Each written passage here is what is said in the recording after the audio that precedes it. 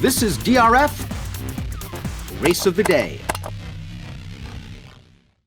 Hi, everybody. Dan Illman, Mike Beer, the DRF Race of the Day for Friday, September the 17th, is race number 7 at Belmont Park. It's one of 2 stakes races on the card. It's the Allied Forces for 3-year-olds. Let's take a peek at the field. 6 furlongs on the Widener turf. Download free Formulator past performances on the Race of the Day event page at drf.com. Access them and handicap along with us. Jackson Traveler, the 7, is the 5-2 morning line favorite. This horse is a stakes winner on dirt, is graded stakes placed on turf, is stakes placed on synthetic, and has plenty of speed. All true, Dan. I guess in some ways he is the horse to beat. I'll, sit here and say that I hope he is the favorite because I'm happy to bet against him. Well, let's throw up the Timeform US pace projector. Mike, you've never been a Jackson Traveler fan. This is a horse, though, that can put himself into the race. Momos has speed, and I would expect Momos to go. Jackson Traveler should work out at least a decent trip, tracking that horse on the outside. He should be in with a big shot turning into the stretch. Yeah, that is what you really like about Jackson Traveler, Dan. He does have really good tactical speed. I wouldn't even be surprised if he was on the lead in this race. We'll see how they decide to play it. But listen, at the end of the day, I think you still have to be at least a little concerned. I know he was third in the quick call. You got to be at least a little concerned at a short price. This horse is way better on dirt. Ranger Fox, the number 1, you see him sit in the pocket on the pace projector. That was the trip he worked out 2 starts back, sprinting going 7/8 of a mile at Belmont. He won that race very easily. Connections tried to stretch him out around 2 turns at Saratoga. He pulled very hard early. He settled into a good spot, but there was nothing for him in the stretch. I like him turning back, and he does have some competitive figures. He does. The figures say he's a contender in here. I want to see him do it, Dan. I don't like any of his races. I know that in all 3 of his sprint starts, he was basically right there all 3 times, and he does have that one win with the 85 buyer. He beat a pretty bad field that day. I didn't like his other 2 starts either when he just missed. I'm not a fan of this horse. I realize that cutting back could help him. I want somebody else. A projected pace setter, Momos, is still a maiden on turf. 4th last time out at Saratoga in the Mahoney Stakes. He does have good early speed. The stamina on turf has been lacking. He's lost ground from the stretch call to the wire in all 4 starts on the lawn. Yeah, that's a concern. Now he's got to go 6 furlongs as opposed to those 5.5 races that he's been competing in. His race 2 back wasn't terrible, Dan. They really had to use him early just to make the lead in that race, and then he just got out finished. But again, that was going 5.5. I don't know how he's going to handle 6, especially if he takes pressure. He's trained by Michael Trombetta, who also has the 3 Arzak. Arzak finished first in the Tom Ridge Stakes at Presque Isle Downs last time out. That's, of course, is a synthetic race. He was traveling in behind horses, held up a little bit, but the split came at the right time. Antonio Gallardo shot Arzak on through, and somehow he got the bob over Smokin' Jay, who's also in this field. Yeah, true. I agree with the way you put that. Somehow got the bob, because he never got by Smokin' Jay, but he did get his nose down at the right time to get the win. It should also be pointed out, though, that this horse was bumped at the start. He wound up last. As you mentioned, was sort of in behind horses waiting for room. And then when he finally got it, I thought he was very game. Another good performance for this horse who has run well on synthetic. He's run really well on turf a few times. I feel like sprinting, they figured out, is probably what he's best at, Dan. And I think he's a nice fit in this race. The number 4, 3-2 Zone, is going to be trying turf for the first time. His broodmare sire, Don Silly, top European turf runner. Overall, what do you think of this horse's turf pedigrees by Street Sense?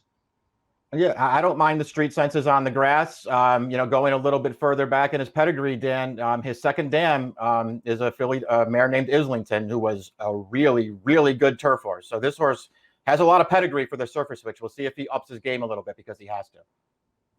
Smokin' Jay is the number 5. He was the horse that just missed to Arzak last time out. While Arzak was in behind horses, Smokin' Jay tried to get into the race with a kind of a prolonged 4-wide move, bumped a little bit turning for home, looked like he had the race won, and he just got nailed late. Maybe he's just a synthetic horse. His big numbers, the 90 from the Tom Ridge, the 80, the 79 from his career debut, they've come on synthetic, but he did run a good race on turf 3 starts back with a good trip.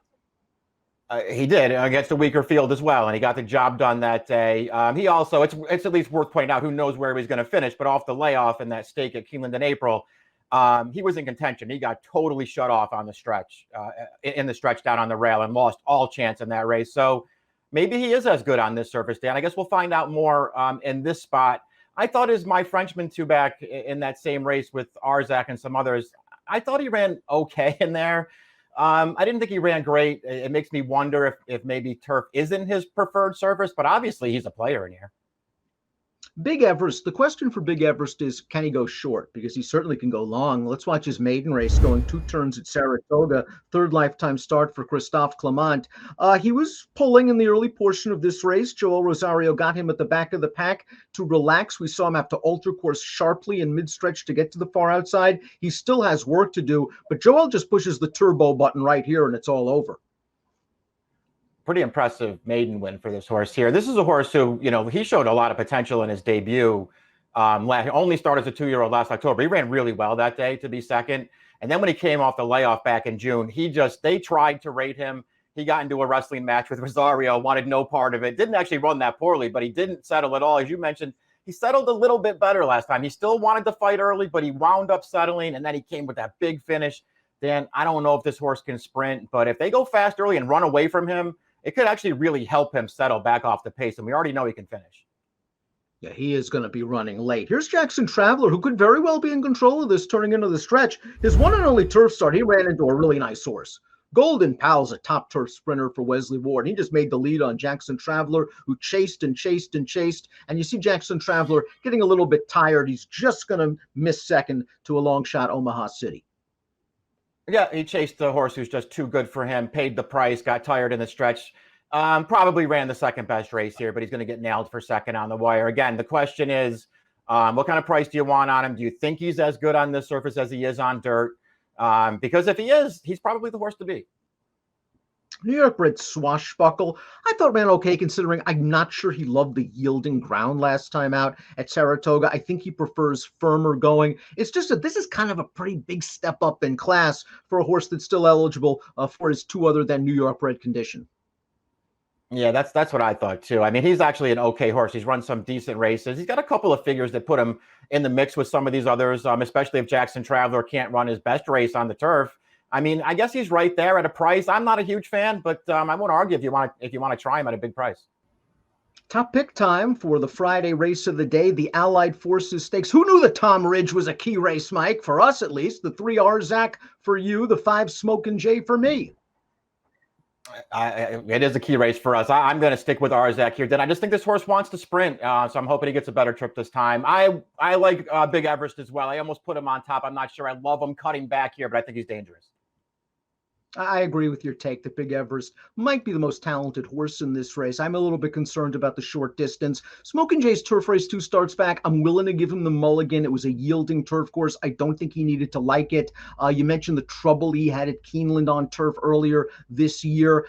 His race at Delaware that he won, good trip, weaker field, but maybe there's some older horses in there that could run a little bit. I think it'll be a good price for low-profile connections. 5-3-6-7 for me, 3-6-5-7 for Mike. Friday race of the day, the Allied Forces. Best of luck.